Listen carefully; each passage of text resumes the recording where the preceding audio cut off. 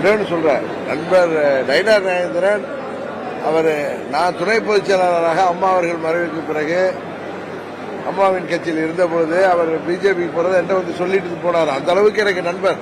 But அவருடைய நிலைப்பாடுகள், சமயத்தில் பேச்சுகள், அவர் கூட்டணியை சரியாக அவர் ஹேண்டில் பண்ணலைங்கிறது தான் என்னுடைய குற்றச்சாட்டு. வெளியேறியதற்கு முக்கிய காரணமே எங்கள் தொண்டர்கள் எனக்கு கொடுத்த பிரஷருக்கு, அழுத்தத்துக்கு, எங்கள் நிர்வாகிகள் கொடுத்த அழுத்தத்திற்கு காரணமே நயினார் நாகேந்திரன் டெய்லி பழனிசாமியை தூக்கி பிடித்த காரணங்கள். அவர் மாண்புமிகு அமித்ஷா அவர்கள் சொல்லியதை என்ன சொல்லியிருக்காரோ, அமித்ஷா எங்கேயும் பழனிசாமியை முதலமைச்சர்னு சொல்லல. அதிமுக சேர்ந்த ஒருத்தர் தான் சொன்னார். பழனிசாமி தானே தன்னை அறிவித்துட்டு எப்படி வலது கம்யூனிஸ்ட் தலைவர் முத்தரசன் சொன்ன மாதிரி போற இடத்துல நான் தான் முதலமைச்சர், நானாம் முதலமைச்சர் இவர் தான் சொல்லிட்டு இருக்காருன்னு சொன்னாங்க. நான் பழனிசாமியை ஏற்றுக்கொள்வேன் என்று நம்பியது எனது தவறல்ல, அவர்கள் தவறு. இந்த கட்சி ஆரம்பிக்கப்பட்டதே அது அண்ணன் நயினார் நாகேந்திரனுக்கு சேர்த்து சொல்றேன்.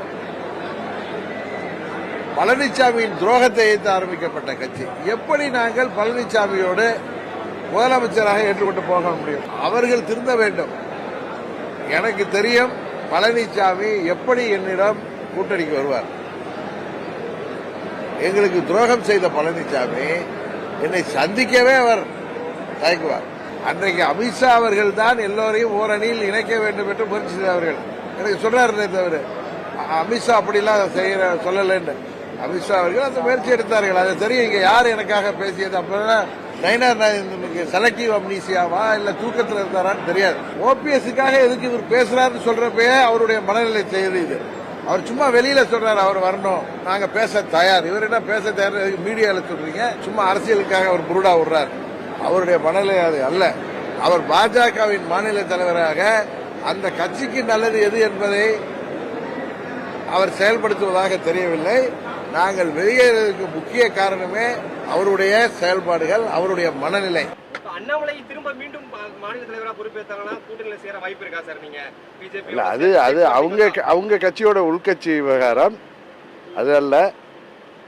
எங்கள் கட்சி யாரை எதிர்த்து ஆரம்பிக்கப்பட்டதோ அந்த காரணங்களால் நாங்கள் கூட்டணியில் நீடிக்க முடியாமல் இருக்கிறோம். ஒருவேளை அதற்கு தீர்வு காணப்பட்டால் உறுதியாக நாங்கள் கூட்டணியில் மீண்டும் ஈடுபடுவோம். உறுதியாக பேசும். எங்கள் ஆதரவு என்றைக்கும் அவருக்கு உண்டு. அண்ணாமலை மாநில தலைவராக இருக்கும்போது நீங்க கூட்டணியில் இந்திய கூட்டணியில் தொடர்ந்தீங்க. அவர் வெளியே வந்த பிறகு மாநில தலைவர் பதவியிலிருந்து வெளியே வந்த பிறகு நீங்க கூட்டணிக்கு வெளியே வந்தீங்க.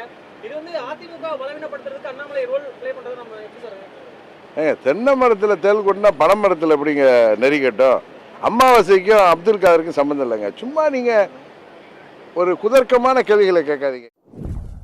இப்போ வந்து பாத்தீங்கன்னா இப்போ டிடிவி தினகரன் வந்து எடப்பாடி பழனிசாமி வந்து அவருக்கான ஆதரவே கொடுக்க மாட்டோம் அப்படின்னு சொல்லிட்டு வெளியே போய் சொல்லிட்டாரு. இப்போ உங்களுக்கு அடுத்த ஆப்ஷன்ஸ் என்னவா சார் இருக்கு? யாருக்கு இப்போ உங்களுக்கு அடுத்த ஆப்ஷன் எதிர்காலத்தில் உங்களை எல்லாம் அழைப்புக்கு முடிவு தெரிவித்து விட்டு தான் நான் சார். இப்போ வந்து செங்கோட்டையன் வந்து உங்களுக்கு அழைப்பு கொடுத்து, ஏன்னா வந்து எல்லாமே ஒருங்கிணைந்து பேசணும், நான் எல்லாம் ஒருங்கிணைக்க போறேன்னு சொல்லியிருக்காரு, முயற்சி எடுத்துறோம் இருக்காரு.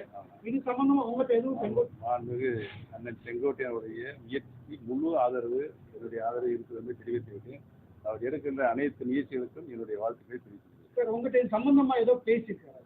இல்லை, 10 நாள் அவகாசம் சொல்லியிருக்கார்.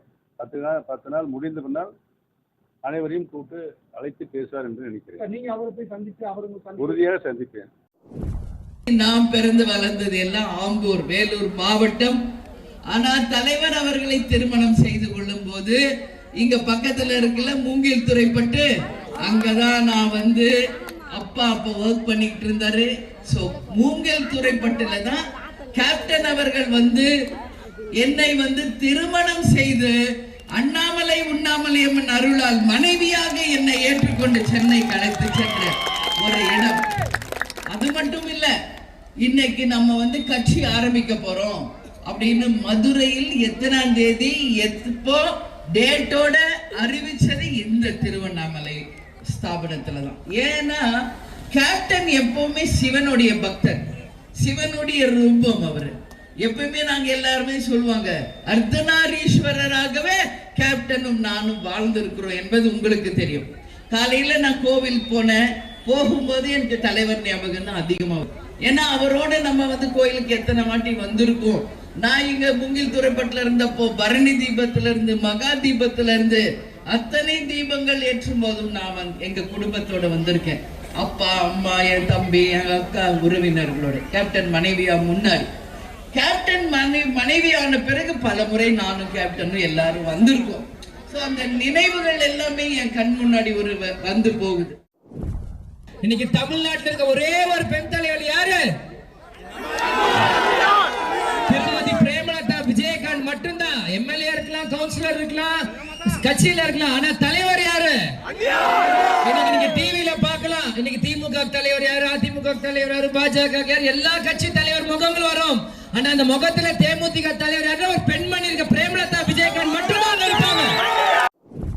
அதிமுக பிஜேபி கூட்டணி என்பது ஒரு சந்தர்ப்பவாத கூட்டணி. அவங்களுக்கு ஒரே ஒரு நோக்கம் திமுகவை ஆட்சி அதிகாரத்திலிருந்து அப்புறப்படுத்த வேண்டும் என்கிற ஒற்றை கோரிக்கையின் அடிப்படையில் தான் அந்த கூட்டணி என்பது அமைக்கப்பட்டிருக்கிறதே தவிர வேற எந்த விதமான கொள்கை அடிப்படையில் உருவான கூட்டணி அல்ல. திரு எடப்பாடி அவர்களே அதை நாங்கள் கொள்கை வேறு கூட்டணி வேறு என்றுதான் அவர் சொல்லிக் கொண்டிருக்கிறார். ஆகவே இது மாதிரி பதவியை கைப்பற்ற வேண்டும் என்பதற்காக அமைக்கப்படக்கூடிய கூட்டணியில் இருக்கக்கூடியவர்கள்லாம் இப்படித்தான் வெளியில்தான் செல்வார்கள். இது எதிர்பார்த்த ஒன்றுதான். அதனால மேலும் மேலும் பிஜேபி அதிமுக கூட்டணி பலவீனம் அடைந்து கொண்டிருக்கிறது என்பதற்கு இது ஒரு எடுத்து. அதிமுக பின்னணியில் இருந்த குழப்பத்துக்கு பாஜக காரணமான ஒரு கேள்வி கேட்டிருக்கீங்க. அது சில மாநிலங்களில் பொறுத்த வரைக்கும் பாஜக அது போன்ற முயற்சியில் ஈடுபட்டிருக்கு. தவறான விஷயம், ஜனநாயகத்துக்கு புறம்பானது. ஆனால் பாஜக மாத்திரம் கிடையாது. இன்னைக்கு இந்தியாவில் எடுத்துக்கிட்டிங்கன்னா பல அரசியல் இன்னைக்கு இருக்கிற இயக்கங்களில் பொறுத்த வரைக்கும் குழப்பத்தை உருவாக்குறதும், அந்த வெளியிலிருந்து அந்த இயக்கத்தில் ஒரு ஒரு பிளவை உருவாக்குறதோ ஒரு முயற்சி. இது போன்ற முயற்சிகளை பொறுத்த வரைக்கும் ஒரு ஜனநாயகத்துக்கு நல்லது, ஆரோக்கியமானது கிடையாதுன்னு சொல்ல முடியும். உடனுக்குடன் செய்திகளை தெரிந்து கொள்ள சன் நியூஸ் பெல் ஐகானை கிளிக் பண்ணுங்க.